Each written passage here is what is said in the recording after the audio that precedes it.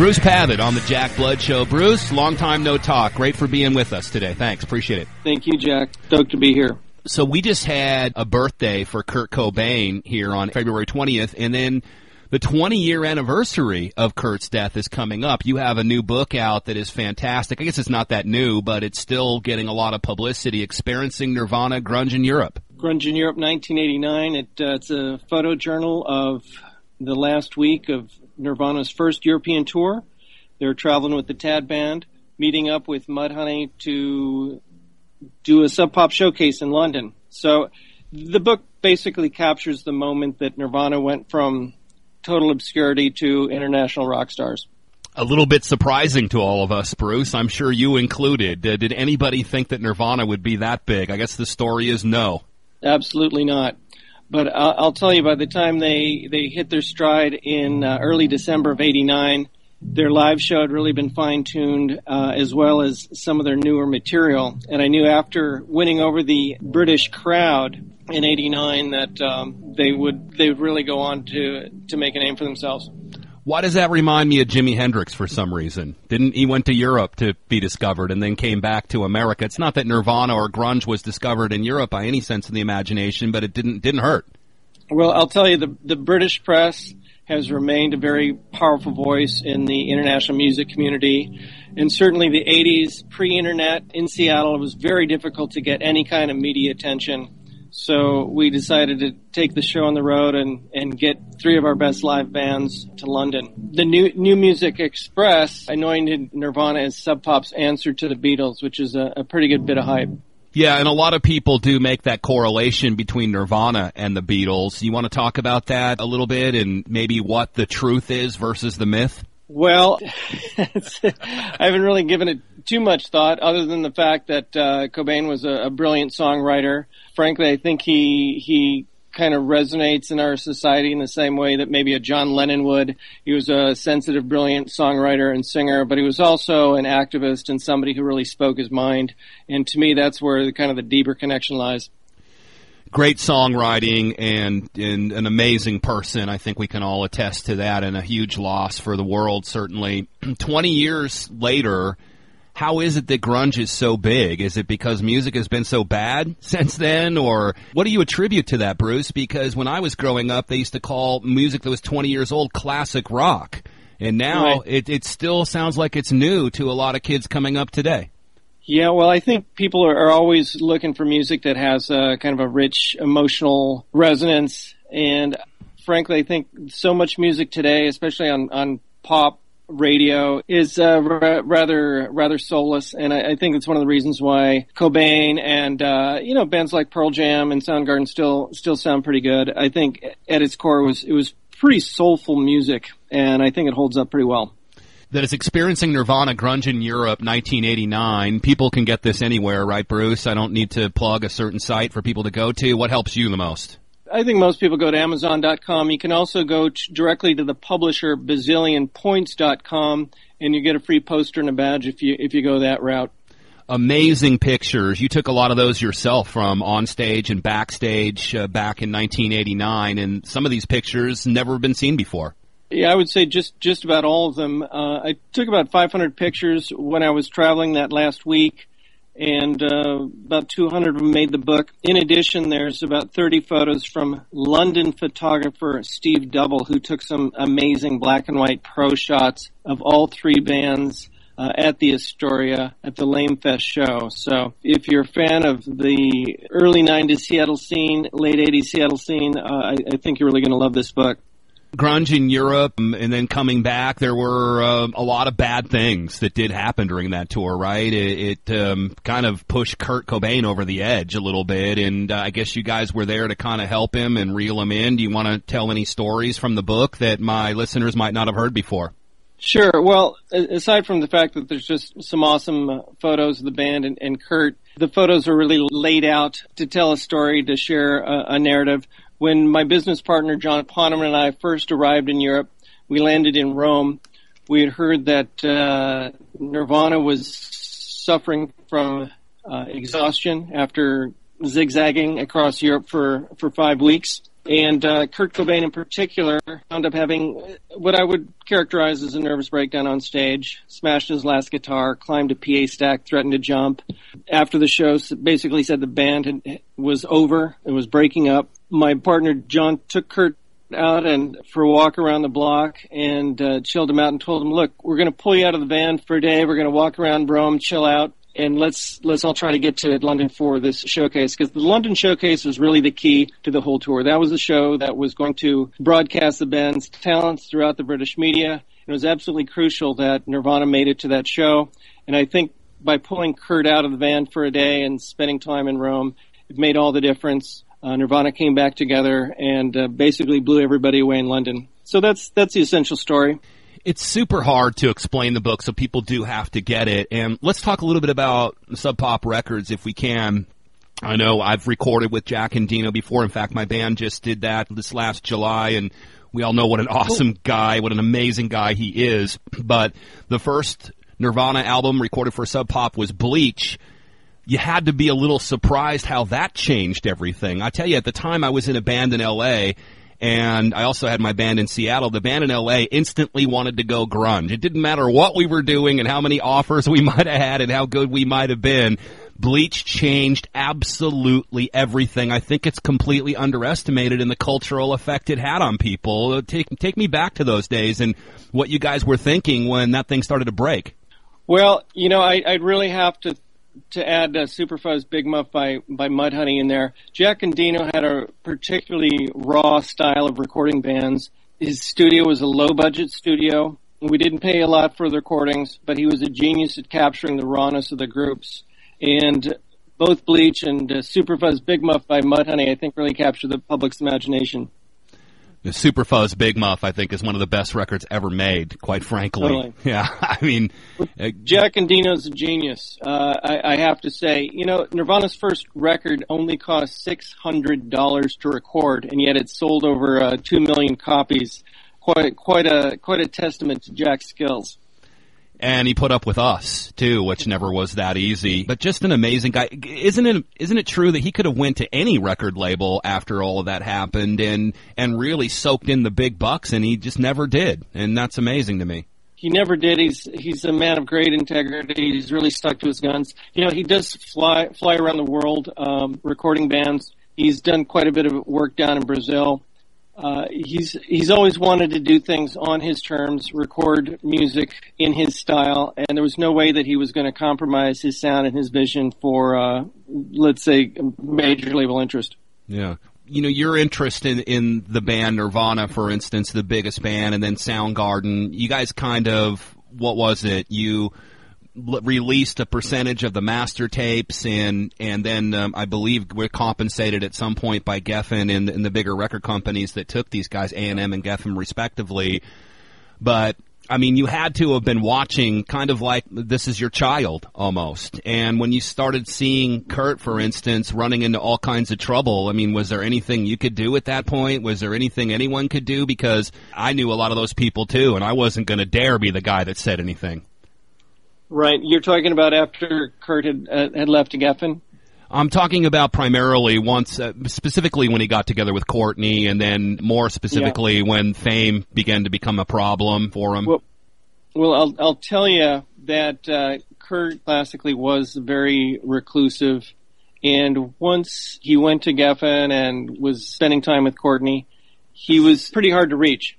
He really didn't spend much time going out to shows and connecting with folks, so by nature, he was reclusive, and because of that, it was kind of hard to connect with him.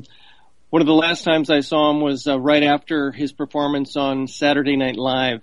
They had just sold 2 million records by that time, just played to America via Saturday Night Live, and he was in good spirits. He was really excited by his success, frankly, and was talking about how young kids are coming up and asking for his autograph, and I think he really enjoyed that. It's kind of a double-edged sword. I think we would all know. I've often told my listeners that I was glad I didn't make it because it probably would have killed me too. It's so hard to deal with all the pressures, and I'll give him that. Absolutely. I can tell you, Bruce, and maybe I'll get in trouble saying this, but everyone in Seattle pretty much to a man laments the death of Kurt and, thinks about it as a suicide. I really dug into that thing, and I have a lot of questions. Am I out of line for saying that, or have you had in yourself some, weird gut feeling that we weren't told everything we should have been told about Kurt's suicide? In short, yes. And interestingly enough, I just coincidentally, last week I bumped into Norm Stamper, who was the chief of police in Seattle at the time.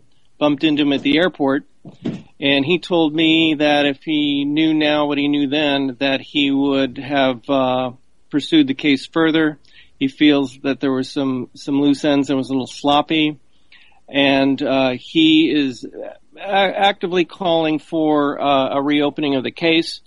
There's a film that's coming out called Soaked in Bleach that's kind of a dramatic interpretation of the last few weeks of Kurt's life, and I think they're kind of opening up the case a little bit via popular culture. So who knows? I think in many people's minds it's a little unresolved.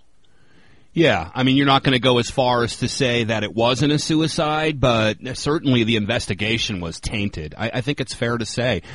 There were so many good things that were about to happen for him, and I know some personal things as well, and it didn't add up, and there was things like no fingerprints on the gun, and certainly, some of the people that were around him are not the most reputable people that have been involved in some really horrible things, and so it's not that hard. And then, I lived with Courtney Love for a while, so it's easy to understand, what a psycho she might be. Again, not wanting to go into Dylan Carlson or her too much, but it's interesting to hear you say that. And I know it's not something people like to talk about in Seattle. Why do you think that is?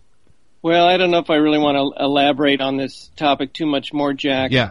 Other than to say, straight up, I did just speak to Norm Stamper from Seattle, who was a former chief of police, and he thinks the investigation was a little sloppy. And I think some people are starting to ask some questions, but it's an emotionally charged, complicated subject, and it's hard for me to talk about it right now, to be honest. Yeah, no, that is it. I think for most people that were close to it you just kind of want to shut the book and move on because it is so horrible.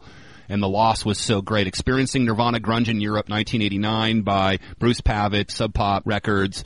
Bruce, let's talk about this. I know we got about 10 minutes left. You're a political guy. I know we talk a little bit on Facebook and we post some of the same things and let's talk a little bit about the state of the world today. What is the state of the world in your opinion, and is it retrievable? Well, fundamentally, I think what you've got going on here in the U.S. and what you're seeing in Europe in particular is accelerated wealth disparity. And that's really what it comes down to. And you can explain it any way you want, but that's where it's going. The 1% are getting richer and a lot of other people are getting squeezed out. And that really needs to be addressed in a pretty radical way. Were you somebody that maybe thought that Barack Obama might be able to reverse this process? He's a guy our age. This is the first president I've had that's my age, that listened to the same music I did and smoked pot when he was a kid and other things we hear. And you look at it, and first black president, obviously, allegedly, that's a good thing. That's a good barrier to break. I actually voted for Cynthia McKinney in that election. She's a black woman. So, were you one of those people, though, that looked at it and went, okay, this has got to be better? Yes.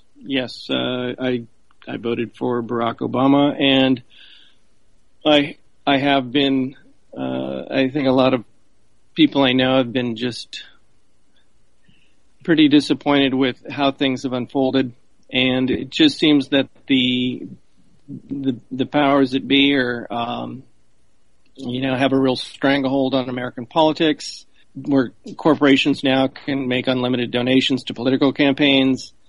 The whole system feels very corrupt. It feels like the only people making money are the banking industry, and that there's a lot of fraud and corruption in the financial industry, and it hasn't really been addressed. And I really do think that things are coming to a head, and that a lot of the fraud that's been behind this misallocation of resources is going to, I think it's just going to be exposed in a dramatic way here at some point, and people are going to realize that the system is fundamentally flawed and that changes are going to have to be made. That's my core opinion. Yeah. Well, I mean, so let's not pull any punches. You're a rich guy. What do you care? Is what people say, right? Yeah, well, Jack, it's true. I did make some cash at one time, but I'll tell you, I went through a divorce right in the middle of the real estate crash. It's pretty harsh. So I got to feel what that whole misallocation of resources, what happened with that real estate crash, and it's something I've thought about quite a bit. But even if I did, quote unquote, have a lot of cash, it still wouldn't change the fact that there's accelerated wealth disparity in our society, and that's not good. That's not good for society as a whole. Yeah, and it's difficult to know how to fix it other than just quit doing the same thing over and over again. You look at, flying death robots. Yes. The whole drone, the drone thing. The NSA thing. I mean, NSA, this is stuff I was talking about years ago, and people said I'm crazy to talk about it, but here it is. Now it's just a fact of life, and people don't even seem affected, man. Yeah, it's shocking. Just the shredding of the Constitution that's happened, for sure. It's a big deal. And also, my background is in media and music. I've promoted decentralization of culture for forever, supporting small labels, small media. And so one thing I've kept abreast of is just how centralized our news sources have become. Certainly the internet provides a lot of alternative voices, but as far as mainstream news and mainstream radio, there's fewer and fewer people controlling centralized media, and I think that's very, very dangerous. Yeah, and well, that was done under the Clinton and Gore regime, by the way, folks. And the first Patriot Act was written after Oklahoma City, called the Crime Bill. So it's an equal opportunity. We need to realize who these people are.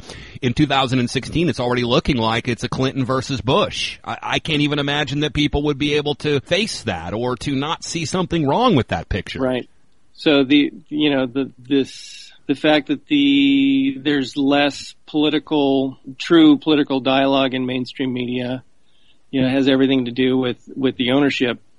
And certainly there's voices such as yourselves and a lot of interesting voices on the internet, but they reach a much smaller group of people than these mainstream news shows.